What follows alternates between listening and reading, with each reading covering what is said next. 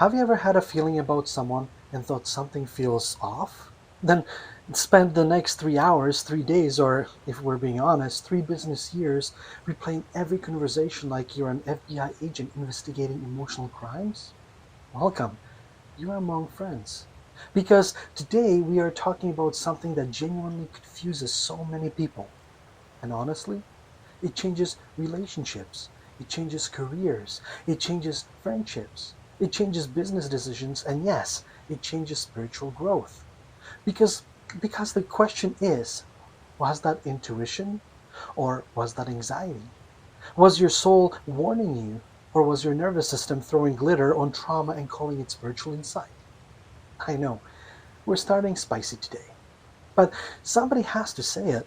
Because if you mistake anxiety for intuition, you may sabotage healthy love, push away good people, miss powerful opportunities, stay trapped in fear and call it being spiritually aware. And if you ignore true intuition because you assume you're just anxious, that can also cost you deeply. So this conversation matters a lot. Welcome back to Healing with Martin. If you are someone who is spiritual, emotionally sensitive, an empath, an overthinker, a recovering people pleaser, or someone whose nervous system occasionally likes to host dramatic Broadway productions, this episode is for you. Let's start with the truth. Most people have never actually been taught the difference. We just grow up hearing phrases like, trust your gut. Okay, lovely advice. But what if your gut has unresolved trauma? What then? Because trauma also speaks through the body. Fear also creates sensations. Anxiety also feels urgent. So suddenly you're sitting there thinking, should I leave this relationship? Should I cancel this opportunity? Should I trust this person? Am I getting a spiritual warning? Or did your ex from 2016 emotionally booby trap your nervous system? Different conversation, same symptoms. That's why this gets messy. Because both intuition and anxiety can create physical sensations. Racing heart, stomach tension, restlessness, feeling off, tight chest. The difference? We'll get deeper into that in part two. But first, we need to talk about why anxiety can become such a convincing actress. Honestly, give anxiety an award. Best dramatic performance, supporting chaos, outstanding emotional editing.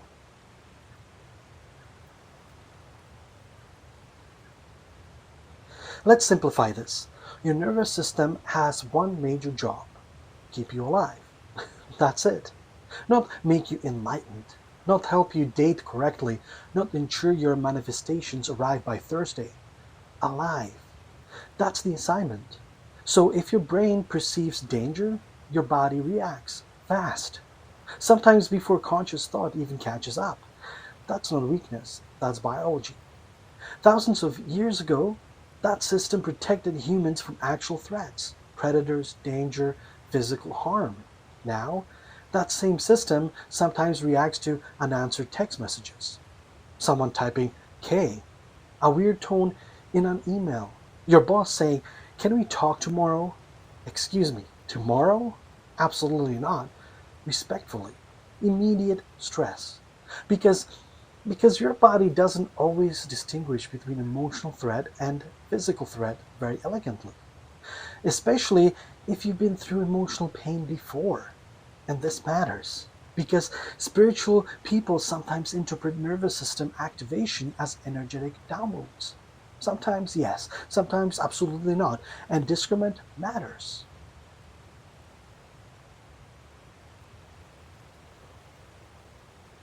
Now, let's go deeper. Trauma doesn't always mean catastrophic events. Sometimes trauma is repeated emotional experiences. Being criticized constantly, walking on eggshells, feeling abandoned, growing up around unpredictability, being emotionally dismissed, learning that love feels unstable, learning that safety disappears suddenly. These experiences shape the nervous system. So later in life, you meet someone kind, consistent, emotionally available, healthy, and your nervous system says this feels weird. Not because they're dangerous, because healthy feels unfamiliar. Meanwhile, chaos feels like chemistry. Ouch. I know that one hits. Because because sometimes what people call intuition is actual familiarity with dysfunction. That deserves a pause. Because that changes everything.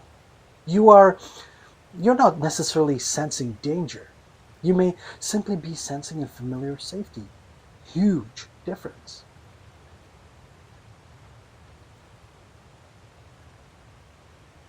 Now, let me lovingly say something important.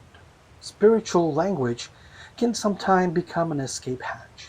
And I say this with love, because I live in spiritual spaces too. But I've seen this happen. Someone says their energy feels weird. Okay, maybe.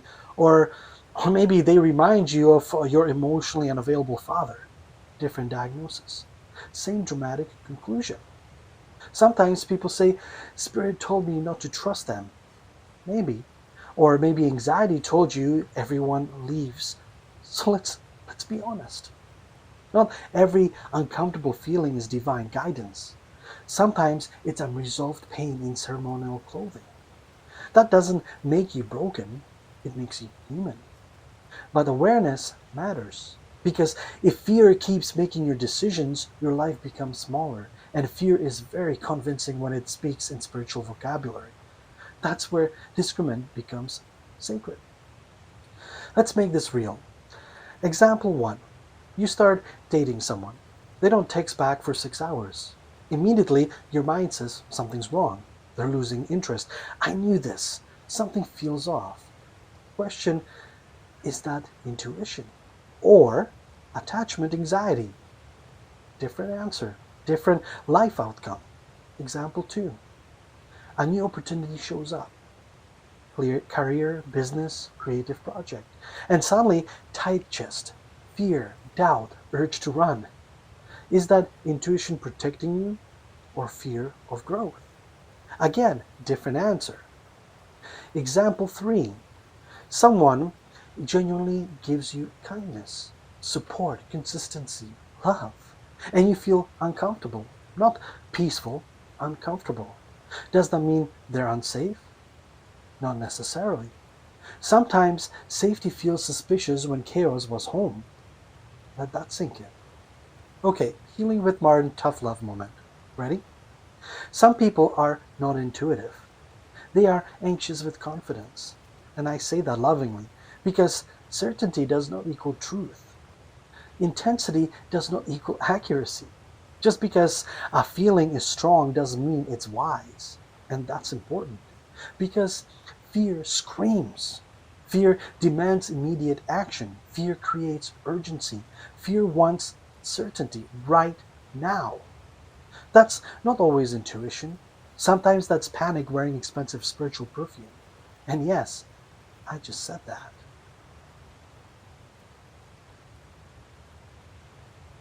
Intuition is not constant chaos. It is not endless overthinking. It is not obsessive spiraling. It is not checking your phone every 11 seconds because something feels weird. That's not clairvoyance. That's stress with excellent imagination. Sorry, but we're healing here.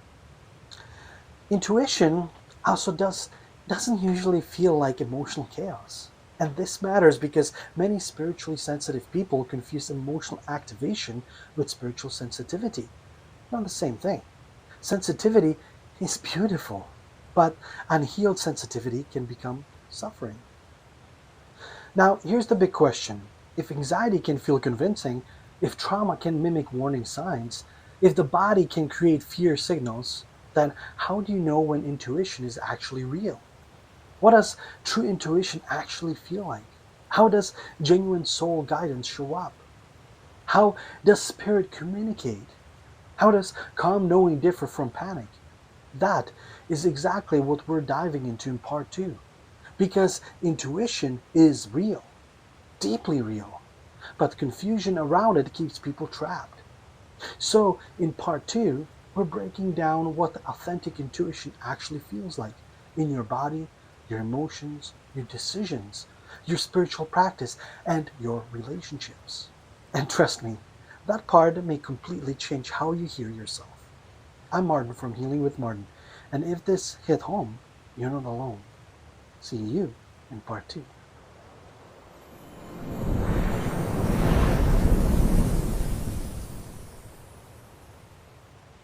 Welcome back. So, in part 1, I may have lovingly offended a few nervous systems. You're welcome. Because we talked about something important. Not every intense feeling is intuition.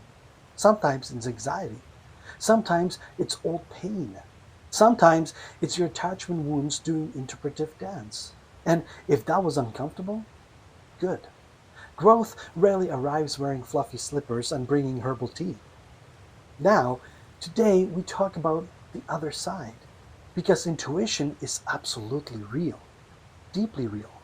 And I need to say this clearly because some people hear conversations about anxiety and suddenly think, so I can trust myself at all? No, that is not what we're doing here. This is not about making you doubt yourself. This is about helping you hear yourself clearly. Because true intuition, it is one of the most powerful gifts we have, spiritually, emotionally, energetically, humanly. The problem is not intuition, the problem is interference. Fear interference, trauma interference, overthinking interference, emotional static. So let's clear that signal.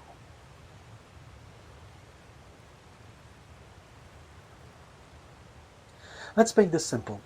Intuition is inner knowing without needing a full logical explanation.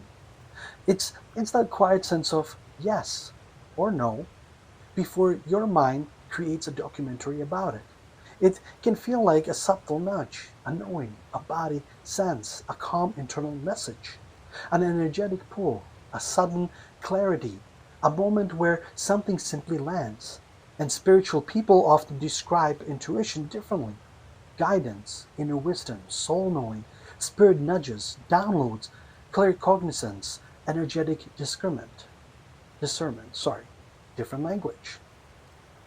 Same core experience. But here's the key: true intuition usually does not feel like emotional chaos. Let me say that louder for the beautiful overthinkers in the back. Intuition is not usually chaotic. Important distinction. This is one of the simplest ways to understand it.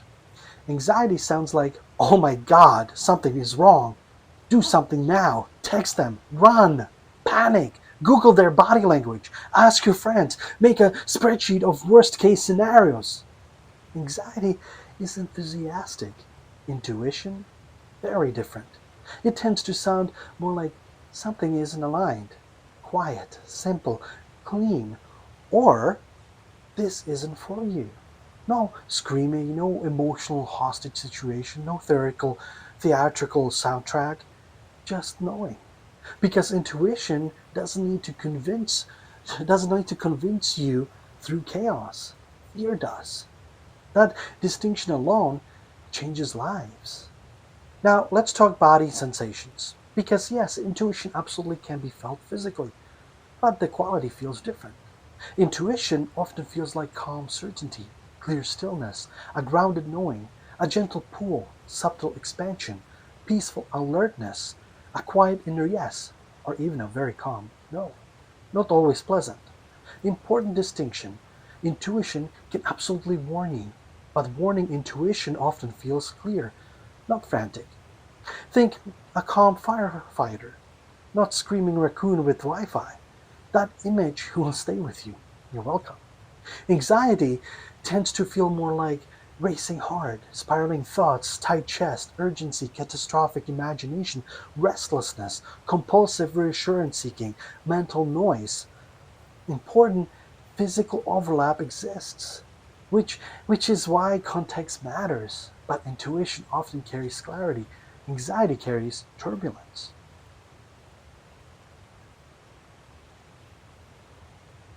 This is huge. Anxiety lives in repetition. Intuition often lands once. Anxiety says, but what if?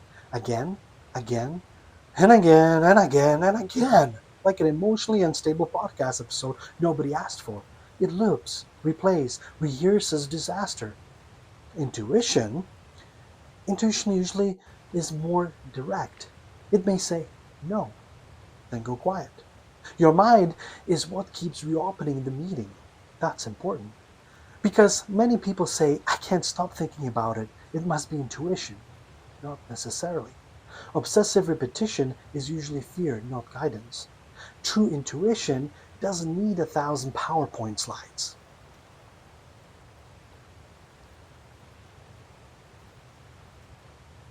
Now, from a spiritual lens, as someone working in healing, energy, and spiritual guidance, I absolutely believe intuition is real, deeply.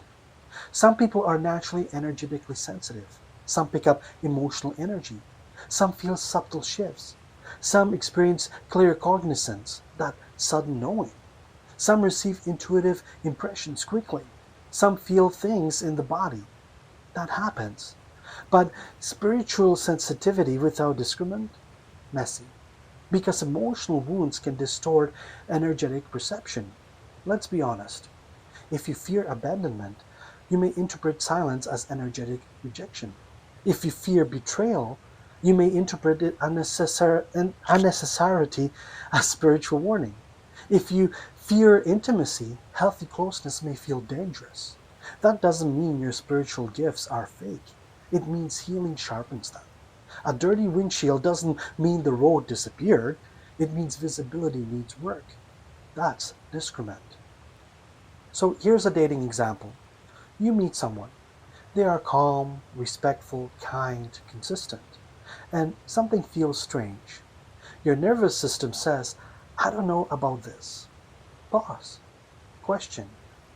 Does this feel dangerous or unfamiliar? Big difference. Another example. You meet someone charming, exciting, intense, fast moving, chemistry everywhere.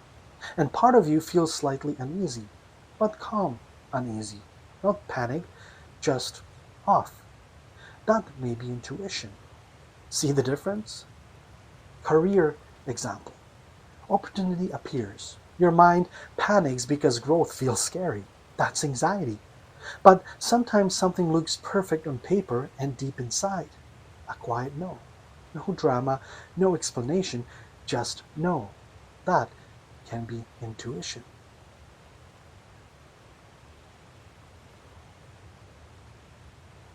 One powerful question.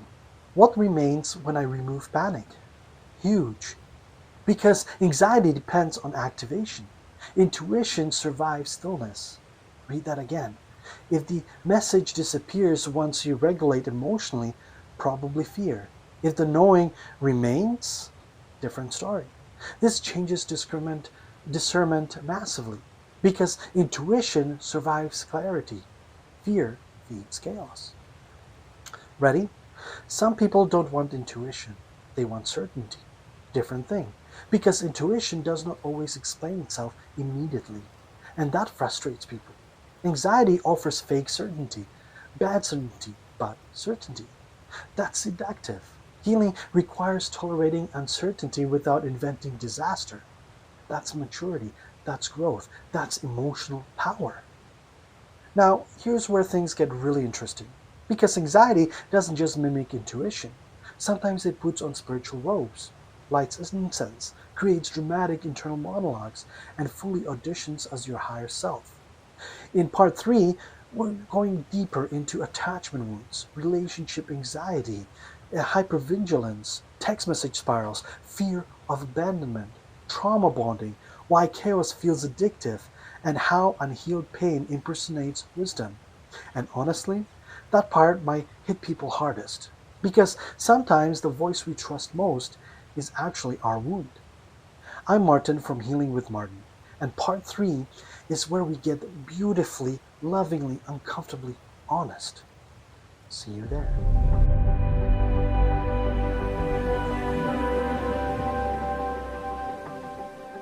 Welcome back. Now, this is the part where some people may lovingly clutch their spiritual crystals a little tighter. And listen, I say that with love. Because part 1 was about how anxiety can pretend to be intuition. Part 2 was about what genuine intuition actually feels like. But today, we go deeper. Because this is where things get uncomfortable. Not because you're broken, not because you're doing spiritually wrong, but because sometimes the loudest voice inside us isn't wisdom, it's pain. And pain can be incredibly convincing. Pain can sound spiritual. Pain can sound protective. Pain can even sound wise. But wisdom and wounds are not the same thing. So, if you've ever said, I just have a bad feeling, something feels off, Spirit told me, my intuition says, run. This episode is not here to shame you, it's here to sharpen discernment. Because some of what people call intuition is actually unresolved fear with excellent branding. Yes, we're going there. Let me say something important. Wounds want safety. Nothing's wrong with that. But wounded protection strategies don't always tell the truth. They tell survival stories. And survival stories sound like don't trust them, leave first, don't get too attached, something bad is coming, protect yourself. Now, sometimes those warnings are valid, but sometimes they're echoes, old echoes. A younger version of you is still trying to keep you safe. The child version of you may not understand that life changed, that people changed, that you changed. So when someone gets close, the wound speaks, not intuition, the wound. And if you don't know the difference, you'll keep obeying pain and calling it wisdom. That is how cycles repeat. Alright, tiny tough love intervention.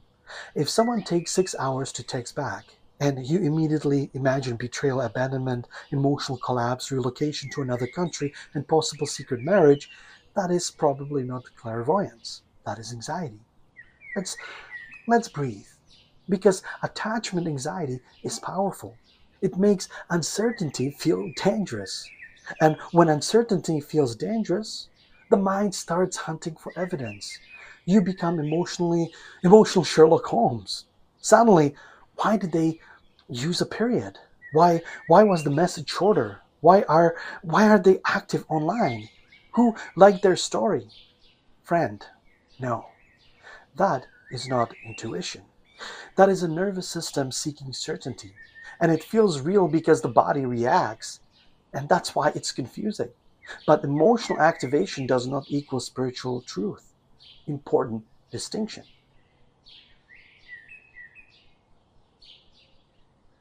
This one may sting, but lovingly. Some people mistake chaos for connection, intensity for intimacy, unpredictability for passion, emotional roller coasters for chemistry. Why? Because the nervous system often feels drawn to what feels familiar, even if familiar was unhealthy. If love growing up felt inconsistent, chaotic love feels normal.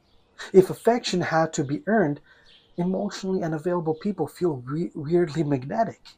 If unpredictability was home, calm may feel suspicious. This is why some people meet healthy people and think something's missing. What's missing? Chaos. That's that's not intuition, that's conditioning. And yes, sometimes healing feels boring because before it feels peaceful. That's real.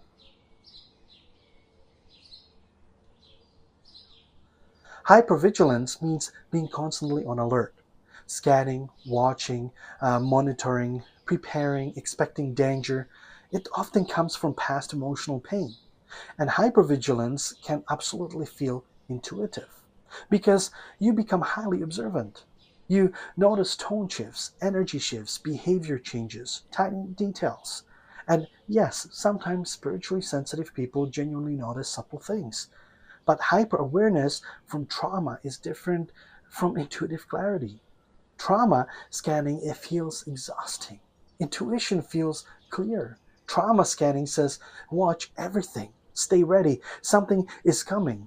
Intuition says, pay attention here. See the difference? One is constant surveillance, one is specific discernment. Massive difference.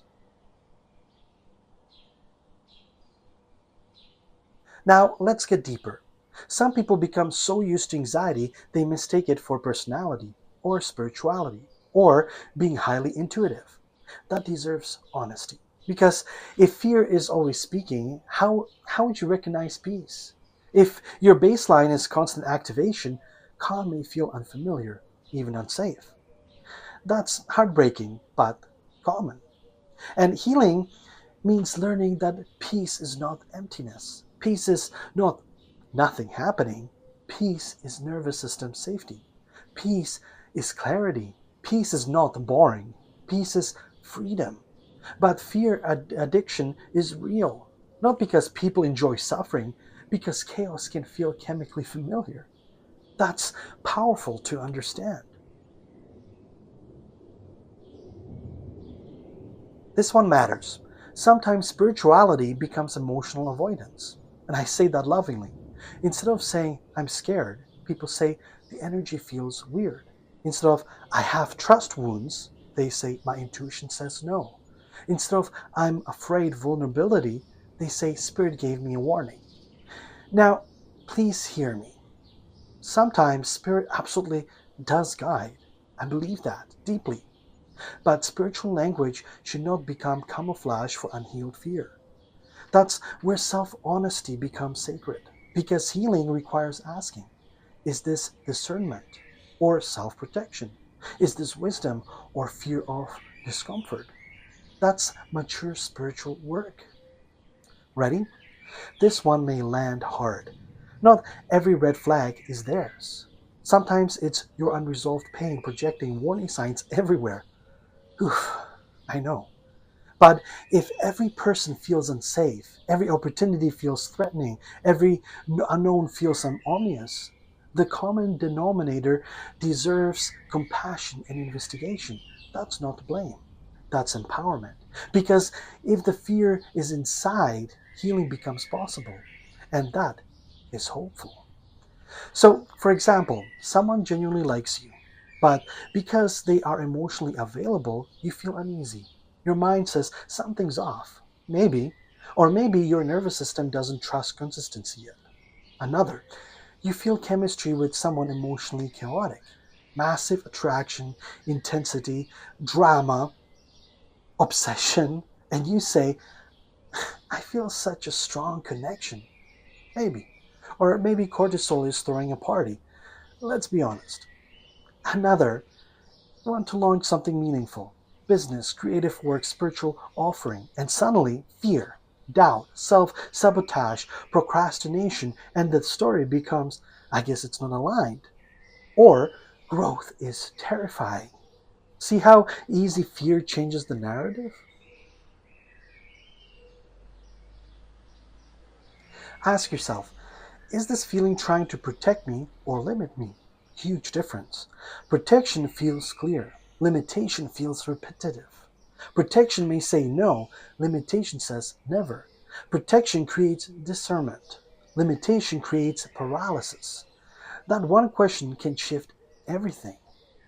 So now we arrive at the most important question. If intuition is real, if anxiety can imitate it, if trauma can distort perception, if wounds can speak loudly, then how do you actually tell the difference in real life? In dating, in relationships, in friendships and business, in spiritual decisions, in moments that genuinely matter. That is exactly what part 4 is about. Because next, I'm giving you the practical framework, the comparison tools, the emotional discernment process, the spiritual clarity checklist, and how to rebuild trust in yourself without being ruled by fear. Because the goal is not becoming emotionless, the goal is becoming clear. I'm Martin from Healing with Martin, and part 4 is where we bring your power back. So see you there.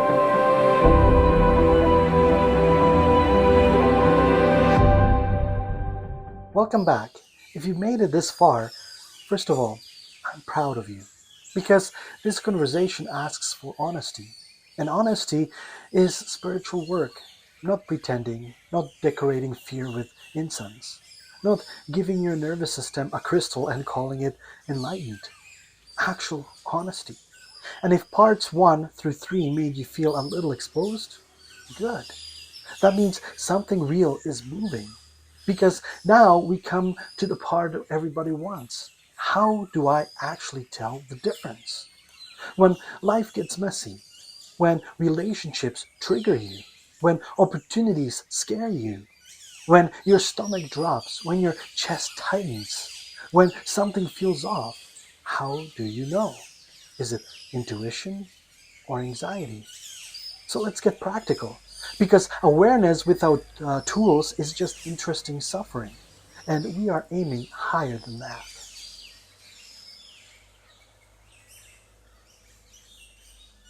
Let's make this beautifully simple. Intuition. Quiet, clear, direct, grounded, simple, often brief, doesn't beg for attention, doesn't actually spiral, can warn but without emotional chaos. Feels like knowing. Anxiety, loud, urgent, repetitive, chaotic, fear based, demands certainty, creates spirals, obsesses, imagines disaster, feels like panic. Read through that list again. One brings clarity, one brings confusion. That doesn't mean intuition always feels comfortable. Important. Sometimes intuition absolutely says no.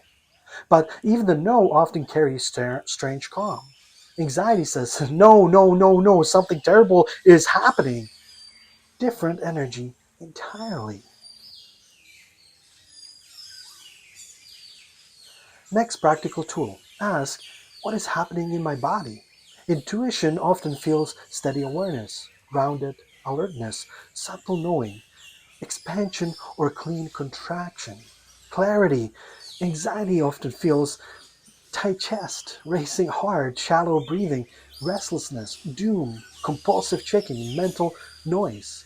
But again, overlap exists. So don't make body sensation your only test. Context matters, patterns matter, history matters. This is discernment, not guessing. This one is powerful. Ask, does this feeling stay consistent over time? Because anxiety changes with emotional activation. 1 hour, doom. Next morning, less intense. Then doom again. Then fine. Then doom. An emotional soap opera. Intuition tends to remain cleaner. The knowing stays, even after calm returns. This is huge. Because panic is often temporary chemistry. Intuition survives emotional weather. That alone helps tremendously. So here's the stillness test. Ask, what remains when I regulate? Go for a walk, drink water, breathe, step away, move your body, stop stalking your social media respectfully, then reassess. Because anxiety feeds activation. Intuition survives stillness. If after emotional regulation the message remains clean, worth paying attention to. If it evaporates, that tells you something too. So here's a story test. Ask, what story am I telling? Anxiety loves stories. They hate me. This will fail. I'll be abandoned. I knew this. Something terrible is coming. Intuition usually doesn't create giant dramatic narratives. It often gives simple information. No, pause, yes, not this.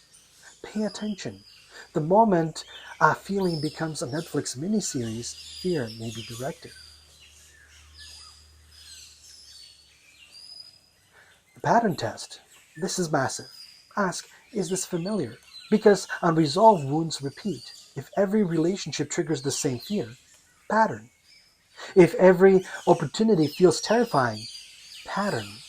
If every emotionally available person feels suspicious, pattern. Patterns deserve compassion, not shame, but awareness. Because sometimes what feels intuitive is actually predictable conditioning. That realization is deeply freeing.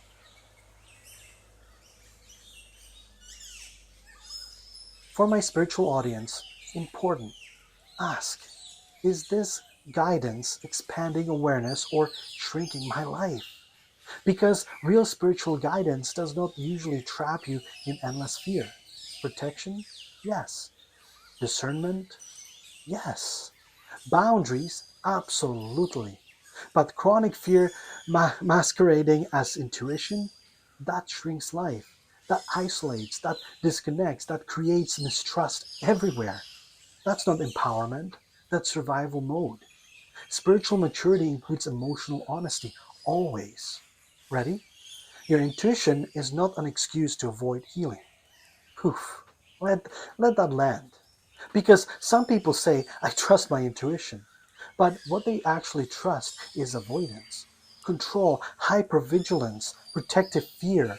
That's that's not empowerment. Healing means becoming clear enough that intuition can actually be heard. That's the work. And yes, sometimes the most spiritual thing you can do is go heal your nervous system, not buy another oracle deck with love. Now the beautiful part, because maybe you're thinking, great, now I trust nothing. No, that's not the lesson. The lesson is refinement, because self-trust can absolutely be rebuilt. How? By becoming honest, by noticing patterns, by healing wounds, by slowing reaction, by questioning panic, by respecting true calm knowing, by learning emotional regulation, by creating nervous system safety, by becoming less reactive and more discerning. Healing sharpens intuition. That's the truth. A calmer internal world creates clearer perception. And let me say this, if this conversation hit deeply, if you recognize attachment wounds, hypervigilance, fear patterns, old emotional pain, difficulty trusting yourself, please know this can heal. You're not doomed to repeat fear forever. And this is exactly why healing work matters. As a spiritual healer, trauma focused energy practitioner, intuitive guide, and someone who has walked deep healing paths myself, I know I know how life changing this work can be. Because healing is not just about feeling better, it's about becoming clear, safer inside yourself, more empowered, more discerning, more free. And if you feel called to deeper healing work with me, whether spiritual healing, energy work, trauma focused healing support, or intuitive guidance, you're always welcome. Because clarity changes everything. So let's end with truth. The goal is not becoming emotionless. The goal is not suppressing fear. The goal is not pretending everything is intuition. And it's definitely not letting anxiety run your life dressed as spiritual wisdom. The goal is clarity. The goal is discernment. The goal is emotional honesty. The goal itself is self trust. Because intuition is real, anxiety is real, trauma is real, healing is real. And learning the difference, that changes lives. I'm Martin, and this is Healing with Martin. If this episode spoke to you, subscribe, share this with someone who needs it, and continue your healing journey with me. Because your soul deserves clarity, and your nervous system deserves peace. So see you in the next episode. Namaste.